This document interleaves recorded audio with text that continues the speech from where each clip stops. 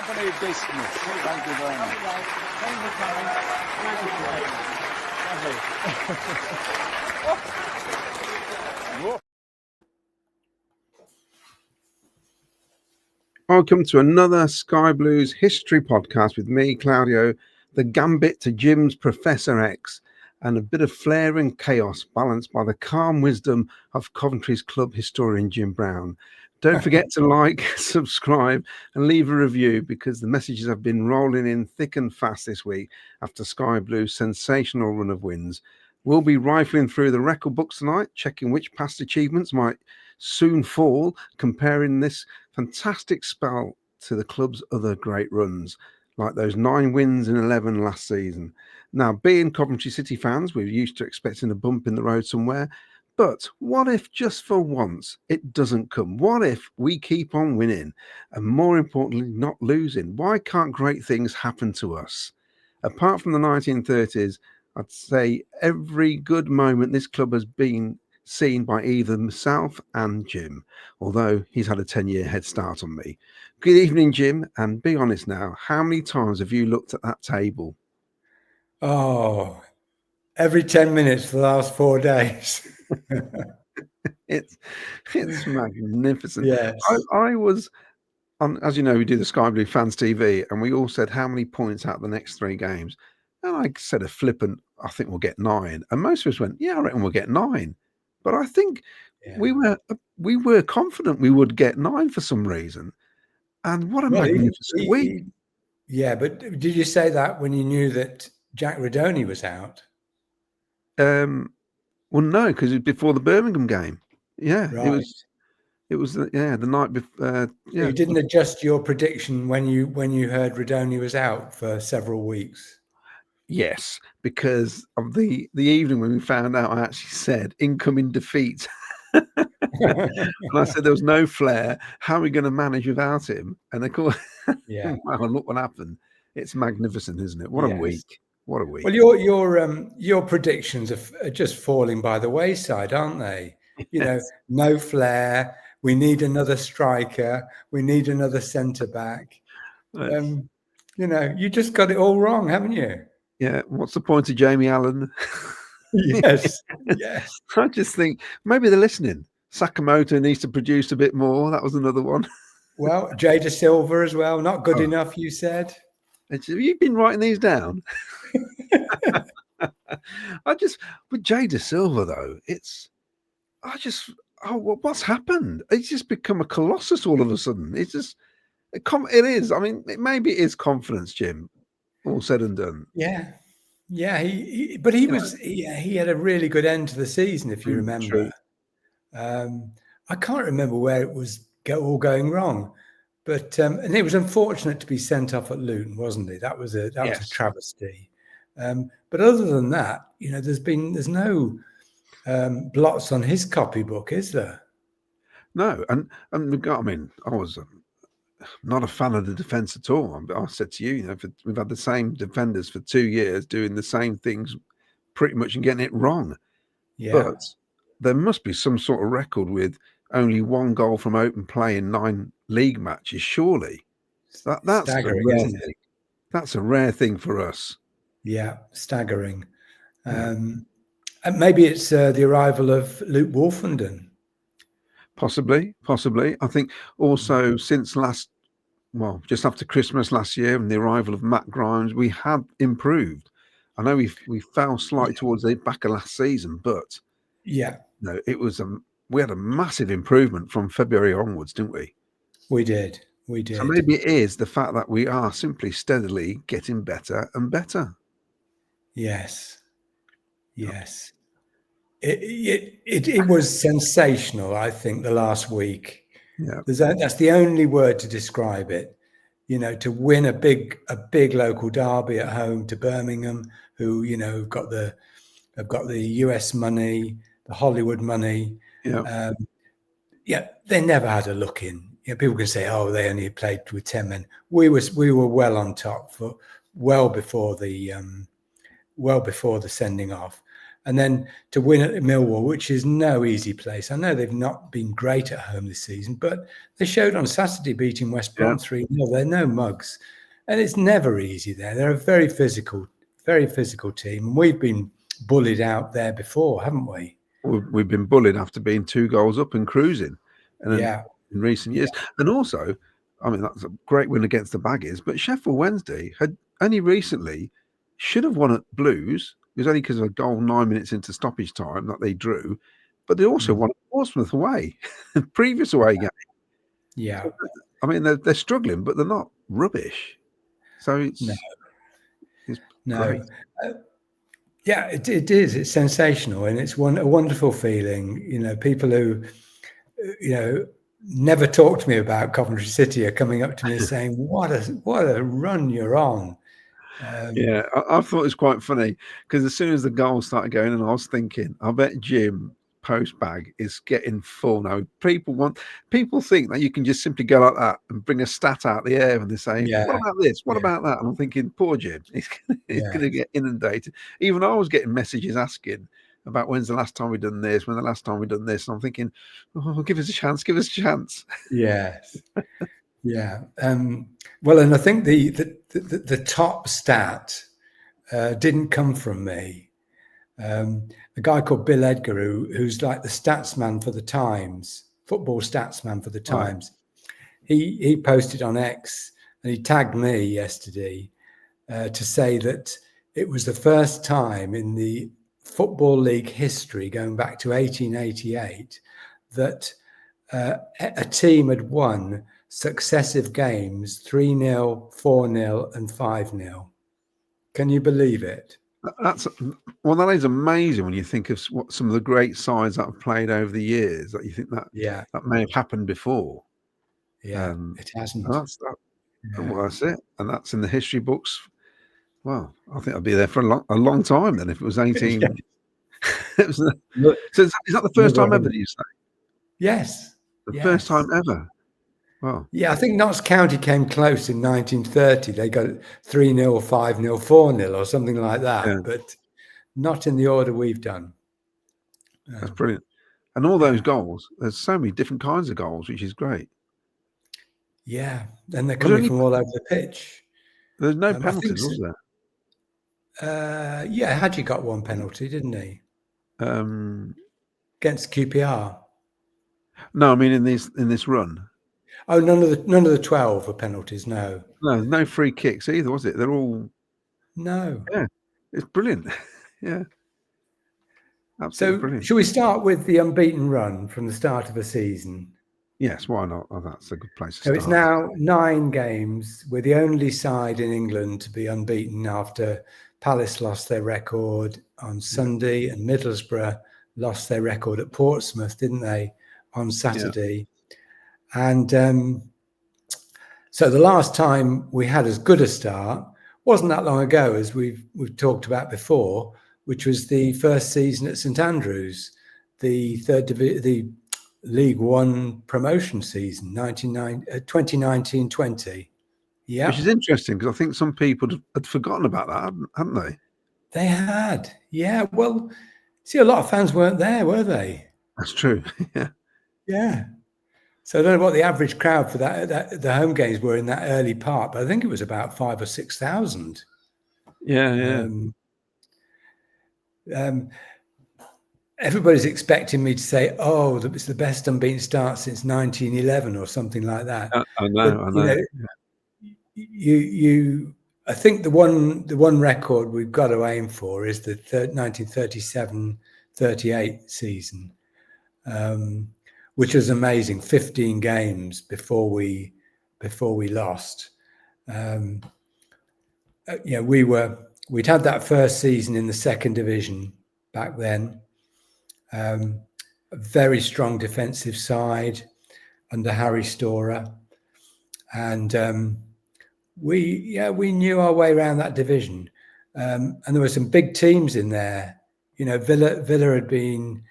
It was Villa's only second season outside the top flight in virtually 50 years of football. I'm just going to call up the run, actually. And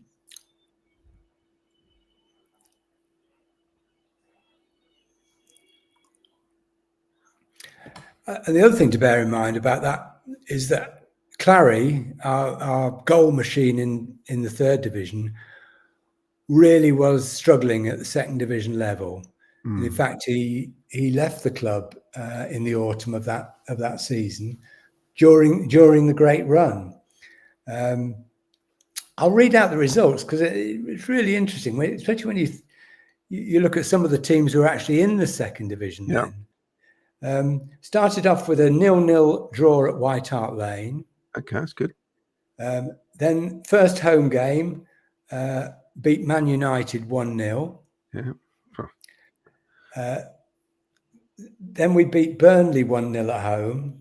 Very tight defence, 3 clean sheets to start the season. Then we had the return game at Old Trafford, a 2-2 draw. Went to Bury, won 2-0. Stockport at home, won 1-0. Chesterfield at home, a 2-2 draw, not good. A week later, another home draw against Forest, 1-1. But we were top of the table. Oh, that's good. So no complaints. Then we went to Newcastle and won 2-1.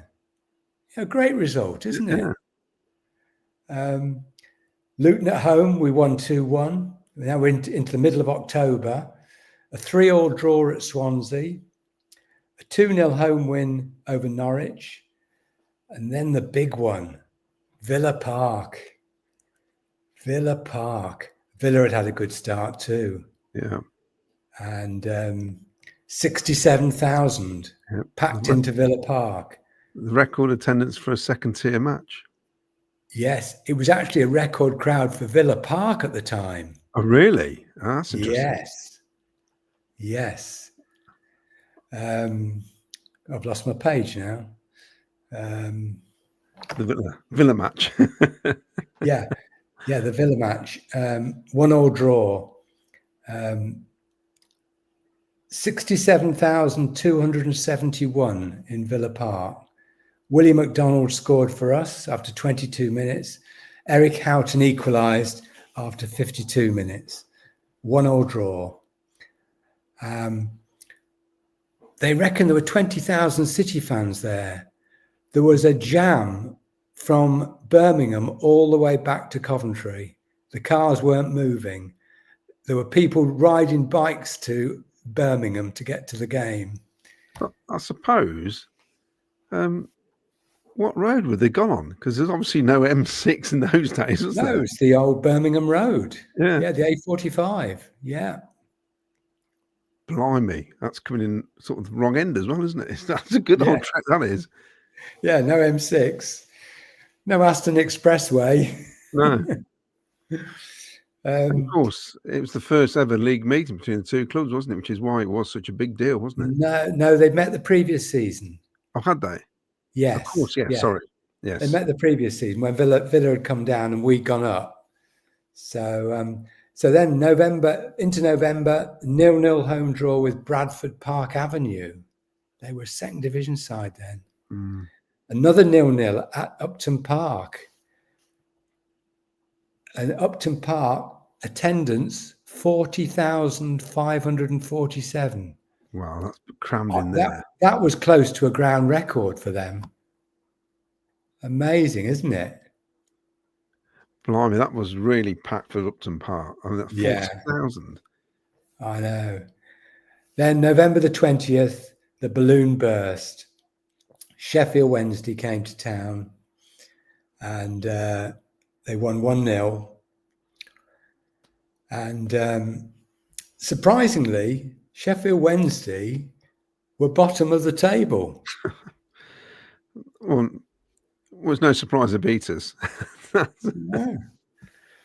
So we lost our unbeaten record to the bottom of the table side. We retained top spot. We had 22 points from 16 games. Of course, it was only 2 points for a win. Yeah. So if you translate that to 3 points for a win, we had 29 points from 16 games. And Sheffield United were joint top, well, second on goal difference. They had 22 points. But if you're working on today's points, Sheffield United would have had 32 points, 3 points more than us, because we'd had so many draws. We'd had eight draws in 16 games. So it wasn't like the run this year where we're, whacking in goals. It was a very, very tight defensive unit. Didn't give away many goals. So that was the record season, and it's 15 games. That's what we've got to aspire to, I think. I was just thinking of Bury and Stockport in the same division as Man United. Yeah, weird, isn't it? That's a tough division. West Ham, Newcastle, Villa, Spurs. Yeah. Who else is in there? You said Forest as well. Yes, Southampton, I mentioned Burnley, Blackburn Rovers, Chesterfield were in there, and Fulham are another team. Yeah, it's an interesting league. But ominously, on the day we lost the record, Aston Villa were ominously in third place, lurking. Did they go with Man United that year? They did, yes. Yeah. We finished third, fourth. Where did we finish? We finished fourth, yeah. So we've dealt with the unbeaten run. Long may it continue. We've got that record. I think everybody's been saying we've got the championship record. The most goals in a 9-game start is 27. It's not our record, believe it or not.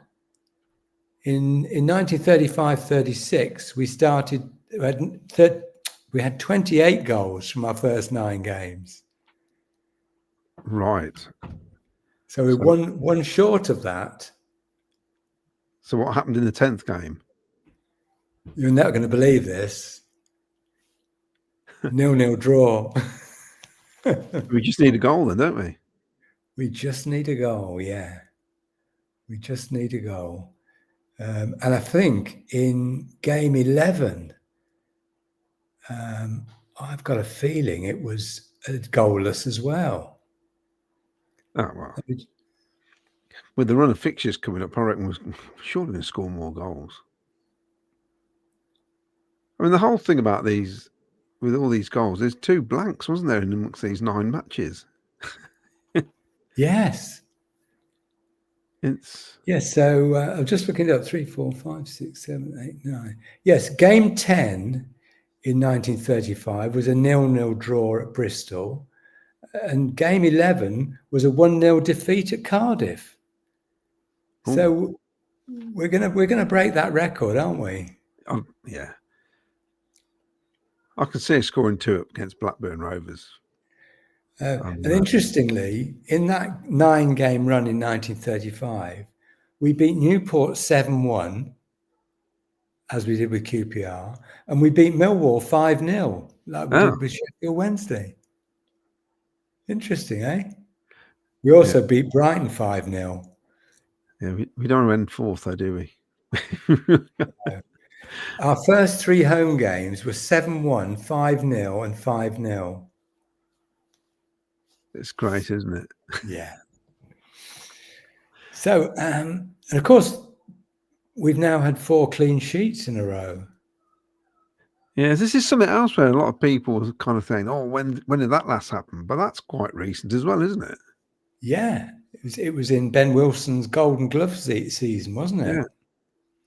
Yeah. Yes, and that was what 22-23, the playoff final season, wasn't it? Yeah. But interestingly, Rushworth got more minutes under his belt than Ben did. Right, that's interesting. 433 minutes with Rushworth, and I think Ben's 427, excluding added time.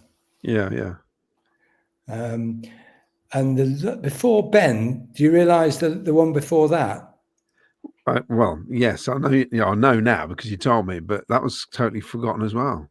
Yeah, Reece Charles Cook Yeah, in 2015, and it was his first 4 games for the club. so that's yes. Yeah, But Rushworth's got to go a fair bit to beat the all-time record, which was Oggy's, I think. Is that the 6? Yeah, I counted it in minutes. Is this under Don Howe? Is that there? Yes. Yeah, it was. I think it was 6. Yeah. It's about 600 minutes. I just can't believe we've not conceded more than 1 goal in open play, and which is something we had to cut out, wasn't it? All the silly mistakes. Yeah. It's just great. Yeah. Even from set pieces, we've just improved the last few games defending. We have. Yeah, I think you feel they've put a lot of work in at both ends on set pieces, don't you? Yeah, definitely. Definitely. And Bobby Thomas is getting so many chances from free kicks and corners, isn't he? Yeah, I think once you believe you can do something, it's amazing how much it improves your game, because you just think, I will go for that ball. I will make that effort. I will make that jump, that tackle, that shot. And I think with confidence, it's quite easy to forget how much it can make a difference. You know, if you, where you don't take that early shot. Sakamoto, I reckon a month ago, he wouldn't have hit that first time. No. He'd try to go back and out, in and out again, or whatever. Asante's goal, same again. Yes. He should never have scored from there. The way he took No, it. he shouldn't. He shouldn't. No, and his confidence is really flowing at the moment, isn't it? Yeah, and I think, and the more you feel like you can win, the harder you run. It's all those things, and maybe that's what's happening, Jim. Well, yeah, and I think something that Frank said right from the start is it's about hard work. Terry, my Arsenal friend, he said to me on Sunday, he said it was all about hard work. They worked so hard to win the ball, to fight for the ball, to make the chances, to make the room. And that's what it's all about. Terry didn't mention the goals. All he saw was the hard work that the team had put in. Yeah. So that Millwall game, I don't know if you saw my post on X, but I pointed out that was the first midweek away win. Did I say the first midweek away win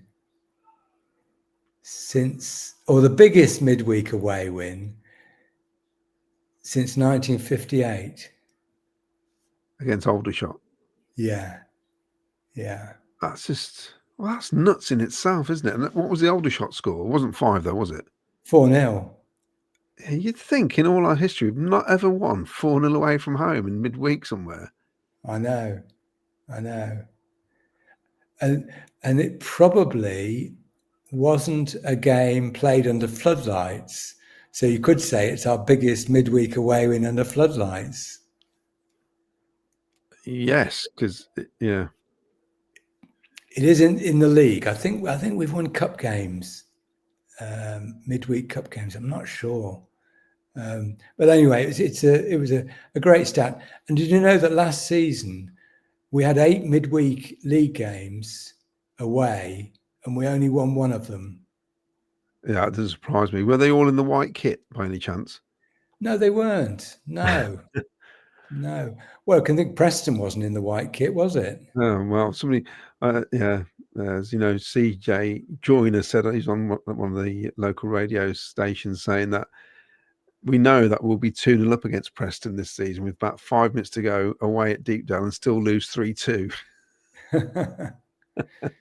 But if we turn the corner there, well, because they're started all right as well, haven't they?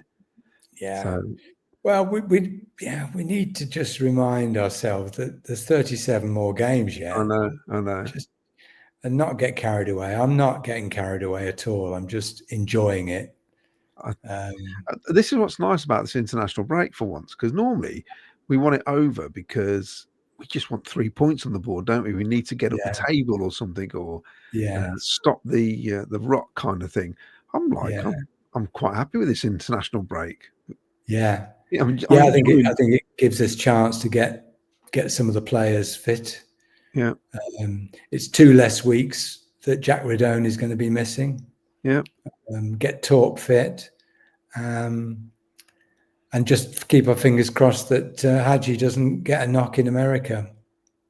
Yeah, and Sante with he's away as well, isn't he? And De Silva. So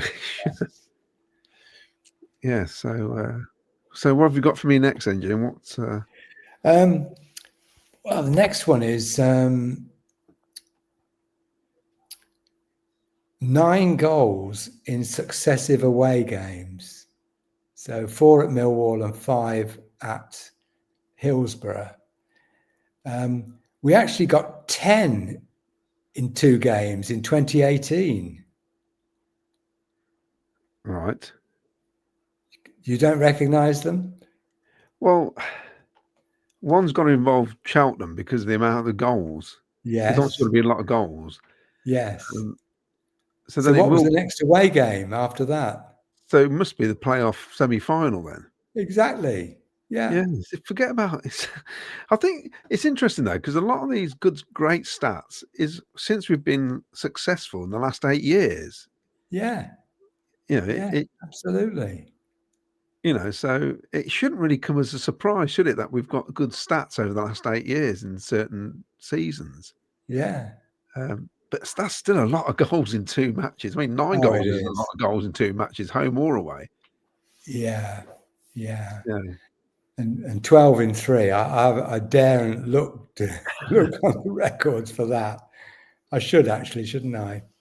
I don't think it's ever, surely. In a week? Well, I don't know, maybe. No, it is something I should look up. It'd be interesting to know, wouldn't it? Probably against. Yeah. So that was another one. So the biggest away win in the Championship, this is the 5-0, the biggest away win that we've had in the Championship since we won 6-1 at Walsall in 2004. Yeah. I remember that because I didn't go to it. And I was driving to my sister's from Leamington, and she lived at, not far from you, actually, at Ratley at the time. I'm sure we scored 3 goals on the way there. I was listening to the commentary, and it's like, we scored again. It was bonkers. We've had tricky games at Walsall in the past, haven't we? That was, it's not always been a great place for us, has it? No, we had that 4-0 defeat at Easter, didn't we? Yeah. Was it Jamie Patterson? Yeah, and also when James Madison did his ankle in when we were top of the table, weren't we? And we went there, we lost. Right. And they went top, I think. They beat us and went top after about 4 games this season. Right? It was quite early on in the season. Was it the cup game or the league game as well, where we Lee Burge had a mare, basically. Oh, we were leading and going into 90 minutes, and we lost 3-2. Yeah. Is it Luke Leahy? Luke Leahy scored, didn't he? Hadn't he got a connection with Coventry as well, I think? He's a Coventry lad, yeah. Yeah. So it's, so that's... with these big wins, it gets to a point where there's so many goals. You're almost, not the QPR game earlier in the season, you're almost laughing, aren't you? Because you can't believe it. It's, it's not normal, in a football match to score so many goals. No. Whilst we're on the subject of scoring goals, great to see Ellis Sims getting 2 in 2 off the bench, wasn't it? Yeah, that's a rare thing as well, isn't it, for a player to come off the bench and score so many? Well, it is unusual for him. Yeah, I think that was his 39th and 40th sub appearance in the yeah, league. And previously he'd only scored one as a sub. And yeah. then he scored two on the bounce. Well, that's the whole issue people have, isn't they? Saying there's not really much of an impact sub, which is what people used to say. It's better off starting Yeah. than coming on. Yeah. But you got to be in the right place. Put it in the box. I'm sure Ellis will hit the back of the net if he's in the right place. Well, and you know, look at what he did when he came on against Birmingham as well. That third goal. Yeah. You know, he's had 3 excellent performances off the bench, I have to say. Yeah. Yeah, definitely. I think a lot of fans have sort of taken to him again, I think, is the and he gets a good reception every time he comes on, which is the main thing. Whereas a few months back, he'd get groans. You could hear it. Yeah. You see, people throw stats about goal scorers, and they might say about Ellis Sims, well, he's only got 21 goals in 96 appearances. But 40 of those appearances were off the bench. Yeah. Now, there might have been, the majority of them would probably be 15 minutes or less. Yeah. So I tend to almost ignore the sub appearances and say, right, well, he got 21 in 56 starts, which is not a bad record, is it? Yeah. Particularly when you think he was playing alongside Haji Wright for a lot of those games. And Haji Wright's scoring record was, has been incredible. Yeah. Well, his is one of the best, isn't it? Really, at the minute. Well, it's better than Victor's. Yeah, it's. Haji scores a goal every 161 minutes. Victor was 1 in every 200 odd minutes. So I didn't get the criticism of Haji, at the start of the season. I really didn't. And also, I mean, I used to play up front back in the day, believe it or not, and he does miss a lot of chances, but that's why he scores a lot of goals, because he does get on the end of a lot of balls. Yeah. So well, Vic missed a lot of chances, particularly the first full season. What was it, 21-22? He missed a lot of one-on-ones with the goalkeeper. I did a really sad thing years ago, Jim. You should probably enjoy this, where there was a load of stats. I can't remember what paper it is or magazine, and I worked out that it was almost 7 shots on goal before you scored a goal across the whole league. That was the Premier League. Right. That's a lot of shots. It is. Just to get 1 goal. Yeah. So there's a lot of shots that don't go anywhere near the goal, basically. So well, I saw on X last night. Somebody had posted the top 10 shot makers in the championship, and we've got 4 in the top 8. Yeah, which is why we scored a lot of goals. Yeah, as simple as that. Haji, Victor Tor, Brandon, and I'd imagine Rodoni. Yeah. Yeah. So you shoot, you score. Yes. Well, and I love the fact that it's almost like it feels like a throwback to the late 70s, which we spoke about, or even the late 80s, where get the ball out wide, sling the ball in the box, get the keeper kicking the ball long. Yeah. I'm thinking this is how I like to see football. This is how I've always liked to see football played this way. Yes. And all of a sudden, the Premier League now are getting all excited because 2 or 3 teams are doing this. They daren't say long ball. No, I know. Which I find funny. Even Man City are knocking it long now, as they say. Because I think people got fed up with the pet ball, and it's there is that. There is the pet ball, but there's also the fact that week in, week out, we were seeing defenders being robbed of the ball in their own final third and giving up goals, isn't it? Yeah. Well, that was my argument. Don't let Bobby Thomas pass the ball. Give it to Grimes. Let the players who can pass play. Yeah. That's that a lot of defenders of old would say that my job was to stop the ball, stop the forward, and give it to somebody who could play football. Yeah. And that's it. And I think since we've been doing that, we're scoring loads of goals, basically. Yeah. So where were we? We were talking about the biggest away win. Yeah.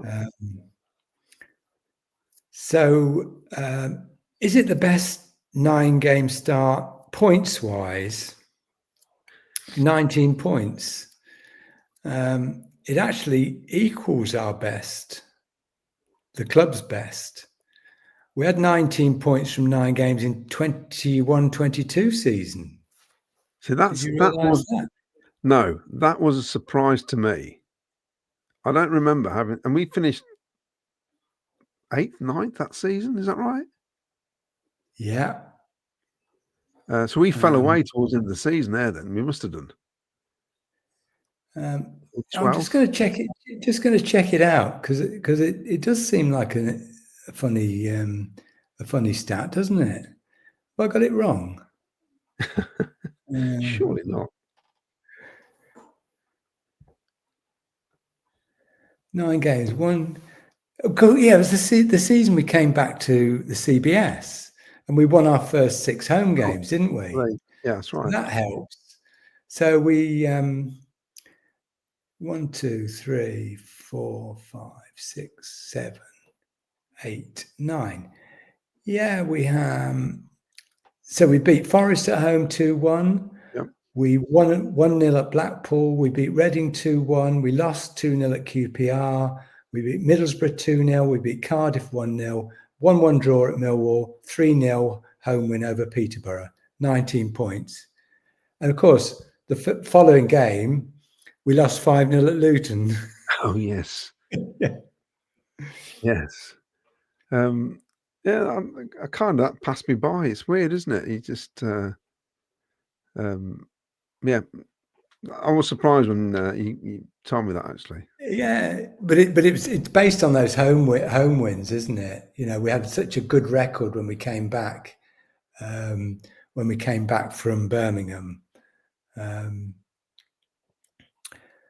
Yeah, and the other season we got 19 was that season again where we were 15 unbeaten, 1937-38. We didn't have 19 points. We had 19 points if it had been 3 points for a win. So if we obviously stay unbeaten for the next game, that'd be the second highest then, in terms of it'll equal the second highest start. Yeah. But our longest unbeaten run was the 66-67 season, wasn't it? Yes. Yes. Which is 25, which is 25. Yeah. That's going some. It's interesting. A lot of teams who get promoted though do have a run like that. That's what normally happens, isn't it? But it normally starts after about a couple of months of the season, doesn't it? It's been played. Yeah, very often it's the side that hit form after Christmas. Yeah. You know, and they just dig in, and like Burnley did last year, didn't they? They had a long run without defeat last season. Yeah, and we did it in '67. You know, we didn't lose after November. And also remember our 2019-20 promotion season. We didn't lose after Shrewsbury, did we? Yeah. Well, also runs. It's Forest. That was the season back at the Rico. Obviously, they started dreadfully, didn't they? And they went on a massive run. Yes. And got into the playoffs. And I think Burnley did it in League One, where they're third bottom at Christmas. Right. And got into the playoffs. We dropped out the playoffs. They went in. Right. Barnsley. Yeah, definitely. Barnsley, yes. So it can happen. It does happen. Yeah, that 21-22 season, you see, we were 4th at the end of November. We were still up there, because we had that great win against Fulham at home, and that we won at Hull, and then we had that great game where we beat Bristol City 3-2. That's great. And then it fizzled out, didn't it? After Christmas, we had the home form stayed pretty good, but the away form was poor. We lost at Cardiff, we lost at Swansea, we lost at Forest, and although we won at Fulham and Birmingham, we ended up 12th.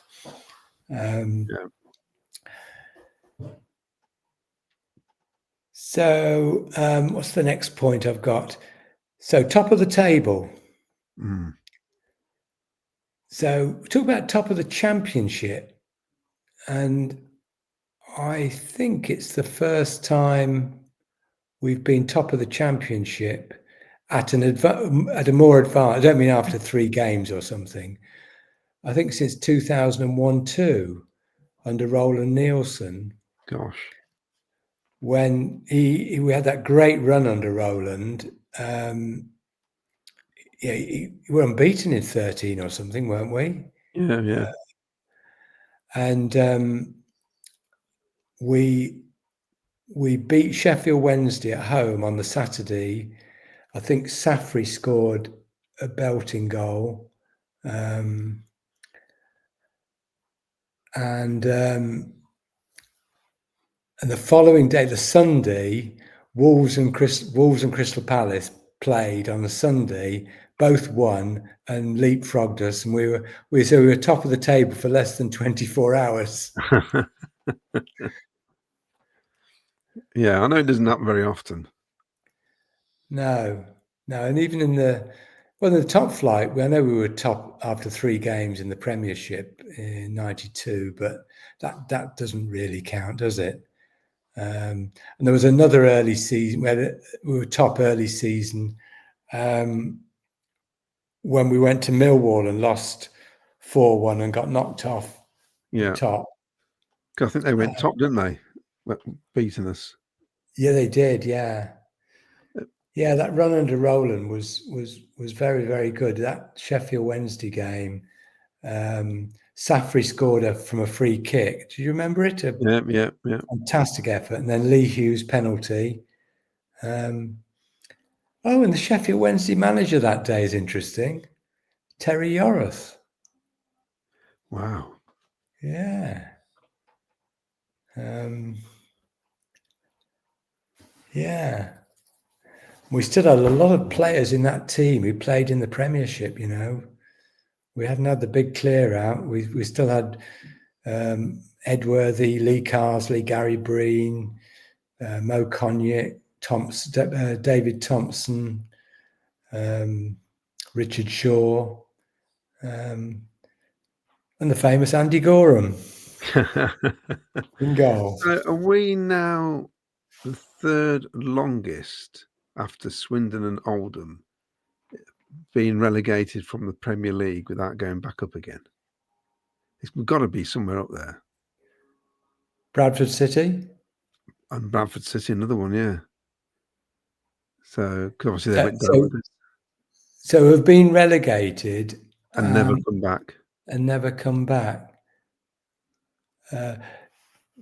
Purely the Premier League or the old First Division? Just Premier, because obviously Preston's forever, isn't it? Since the early '60s. But you got I'm trying to think. It was did Notts County go down before the Premier League started? Yes, they did, didn't they? And so did Luton with them, didn't they? Because we survived. So Swindon came up and went. Oldham were original founder members, weren't they? Yes, they were. Swindon came up after they were told to get down to the 3rd div, and then they put them up, and then they eventually got promoted, didn't they, with Glenn Hoddle, I think. Us, Bradford. You can add Luton to it now. Yeah, but of course they've only just been in it though, haven't they? So yeah. but they've so we're up there, aren't we? Yeah. We need to get Are there any others? I can't think Wimbledon. of, Wimbledon. well, yes. Portsmouth. What, Portsmouth Premier League? They were, weren't they? Yeah. Yeah. Yeah, but did they go down after we went down? Because they came up Yes. with Harry Redknapp, didn't they? Yes. Oh, you're talking about teams that went down after before us. Yeah. I'm trying to work out if we're like the third. So we must be the third longest with Right. Bradford. Yeah. The other two have got excuses, Oldham and Swindon, because they did well. Sheffield Wednesday. Yeah, when did they go down? They've been up since, haven't Yeah, they? the year before us. And they've not been back since. No. Pretty sure they haven't. Have they? I can't remember. I don't think they have. That's even worse than us if that's the case. Yeah, they're we just check.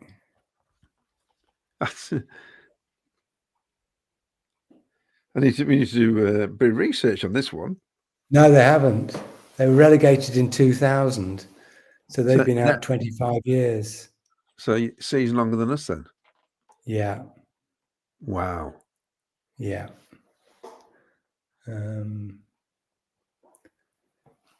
Blackburn have been back up, haven't they? They went down before us, but have been back up. So Wimbledon went down the season after us, didn't they? Mm-hmm. Charlton went down after us. Yeah, it's a good question. I think there's, as you say, Bradford City, Oldham, Sheffield Wednesday, and Swindon, and then us. Yeah. Probably should have just chat GPT'd it, Jim, it have told us. Without Yes. At least we've got the cogs working, trying to work it out. Yes. It felt like an episode of Only Connect then, didn't it? Yes. Actually, you're right. I started using this Grok. Right.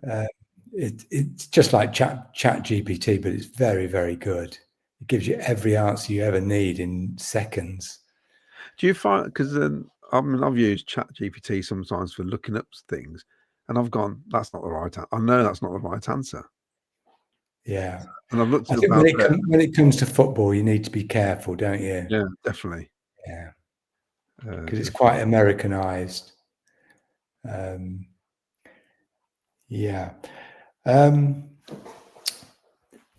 So, is that it? Well, if you think of any more, all the stats we can swallow for this episode. Yes. Any news on the archive? Because obviously now we've got the ground. I know you're pushing for a museum and all that. And has anything happened? Well, yeah, we are talking to the club, and it's all been very positive to date. There's a lot going on at the stadium. I don't know if you saw the thing that they're doing something to the seats, aren't they? They're replacing the Fraser's seats in our stand. Yeah, they're having Sky Blues written in the seats, aren't they? Yeah, which is really good. But yeah, I think they've got a lot of issues, a lot of things to deal with as far as the owning the ground at last. But yeah, we're talking. Yeah, it's good. The good news is that I think I've told you about the problems we had with our website, the Sky Blue Archive website. We've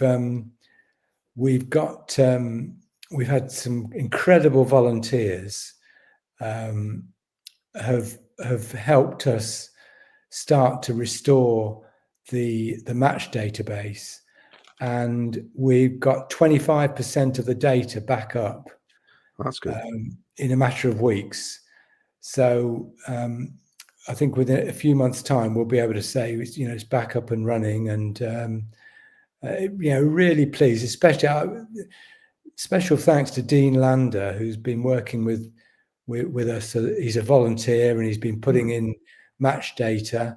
And if anybody else wants to volunteer to do a bit of keying, it's quite simple to do. They can drop me a line at the normal email address, claryborton@gmail.com, and we'd love to have your help. How soon do you want my football cards? Is it something I need to hold on to for now until? Yeah, there's no rush. We're getting a lot of donations of stuff. We had a really good donation last week from one of the city's biggest program collectors, Jim McElwain. He gave us a load of programs from the 40s and 50s to add to our collection. And also we've got a big collection of duplicates. So if anybody is looking for a particular program, it might be your first game at Highfield Road or CBS, we probably got a spare copy of the program, and you can make a small donation to our funds. So yeah, it's all going very well, Claudio. Thank you for asking. Well, I've got something that I'll donate that's just been given to me from a Sunderland fan whose dad passed away only about 2 or 3 months ago. A huge Sunderland fan, and he bought the Coventry Evening Telegraph because he came down from Sunderland for the cup game in '63. Right. So he's got all set for the memorable cup tie battle tonight. Chances there.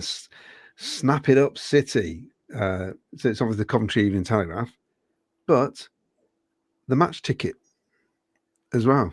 Wow. So Coventry City FC Limited admit to new wing stand A, King Richard Street. Wow. Sunderland FA Cup 5th round, Saturday 16th of March 1963. Seat number 73. 7 shillings plus 6 pence booking fee. So we had booking fee back in those days.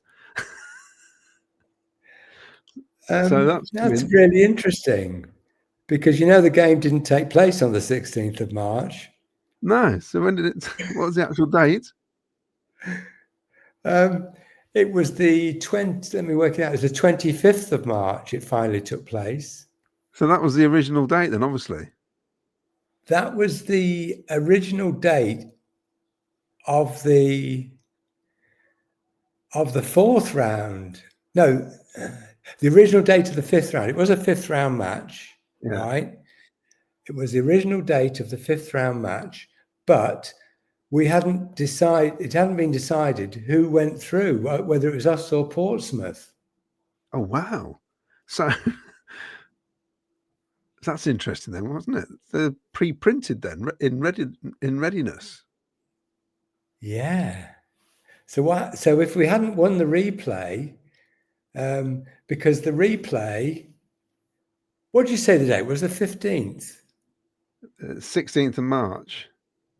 16th of March. Right. We played the replay with Portsmouth on that day. So that would have been the original date. So they'd already printed the tickets to play Sunderland. Yeah. Obviously, way before. Not knowing whether they were through or not. Yeah, because he'd have bought the ticket before the 16th, wouldn't he? Yes. So new wing stand A. That's new they to called me. that was the Sky Blue stand. The new stand. It would have been. But it's got King Richard Street in brackets, so that's leading up from. It's one of it. Yeah, actually, you're right, because they didn't start building the Sky Blue stand till the summer of '63, so it would have been they're calling it the new stand, as opposed to the old stand that was on the site where the Sky Blue stand was. So it was the stand built in 1936 when they won promotion. So was there standing at the front of the main stand in those days? Yes, there was. Yeah. So is that where they would have been then? Do you think? Yes. Because there's no seat number. It just says ticket number 73. It was like a little paddock, a standing paddock in front of the main stand. It's a fascinating. I can't wait. He's posted it today. We've exchanged stuff in the past because I had my dad used to collect pennants and rosettes, and I had a 1960s Sunderland rosette with a plastic man on it, Yeah. and the FA Cup on it. So, see, now thinking about it, that's probably from the same game, isn't it? Yes. Yes. Should have kept it, Jim. Yes. But I sent Yeah. it to him, so he's got that. So it's a fair swap, isn't it? I think. Yeah. Yeah. So that's what we've been doing, a lot of that, and he's found other stuff as well. So I think he's sending quite a lot of stuff. So some away programs from Cov games at Sunderland as well. Yeah, it's fascinating, isn't it? What pops up out of the blue. Yeah, of course, we didn't play them in the league until 1967. Yeah. So I can't wait to get hold of that, and yeah, I'll pass that on. Excellent. Okay. Well, it's been a fascinating chat. Yeah. And we're both smiling. We've got big, broad smiles. Yeah. Isn't the world wonderful when you're top of the league? Yeah, and you know, I just think of because I do radio stuff on Saturday mornings, and unless the game's 3 o'clock and away game close by at 3, I've got no chance of getting to it. No. But I saw our fans behind that goal, and Millwall, because you actually turned up, and people just didn't buy the tickets like the cup game. They actually went to Millwall midweek last week. Yeah. And I just thought, fair play to these men and women who make that effort now, and it's the proper fans. They are absolutely magnificent, I think. Yeah, and you wouldn't have got home if you lived in the Coventry or Warwickshire. You wouldn't have got home till much before 1 o'clock in the morning from Millwall, would you? No. I just think it was brilliant, like the effort, and it seems to be all falling into place. I know it's only 9 games, but like you say, I'm going to enjoy it, and we can sit here for 2 weeks almost, and I'm hoping that the players can also reflect in this time of being top of the league and just enjoy it, and hope that game against Blackburn at home is going to be electric now. Yes. Especially because Middlesbrough play Ipswich the night before. Oh, interesting. Yeah, there's some interesting matchups now, which is where I was talking to Miles about this, saying, what would be good now is little draws here and there, and we keep picking up a win, and you keep getting that bit further away, bit by bit. It's achievable. And like I said at the start of the show, why can't it be us? No.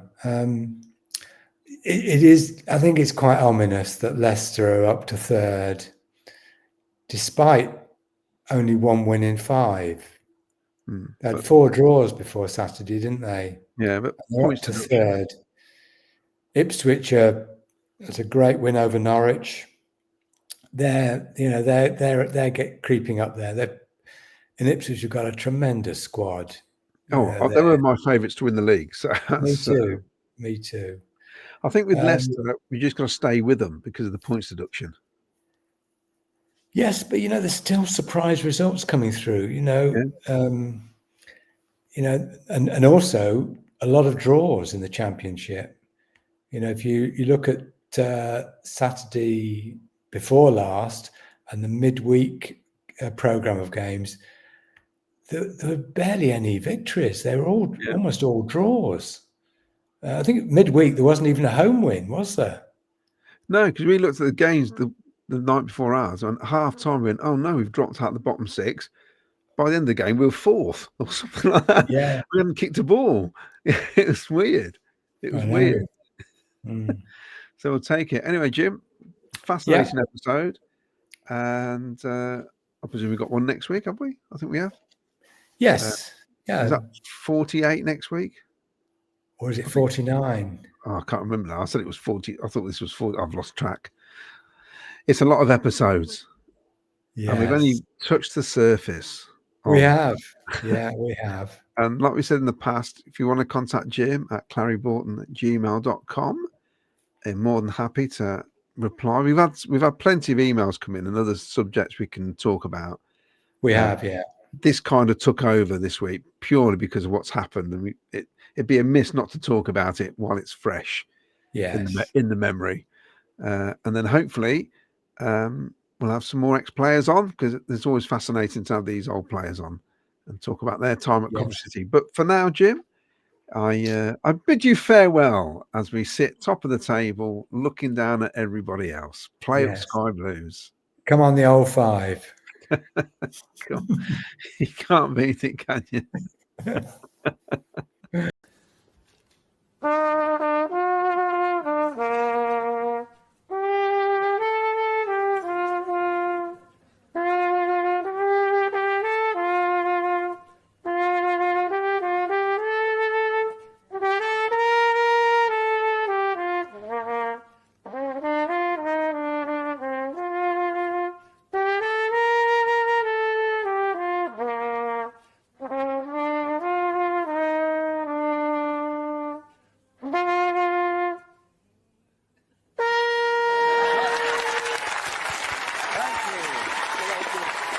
Radio Company Business. Thank you very much.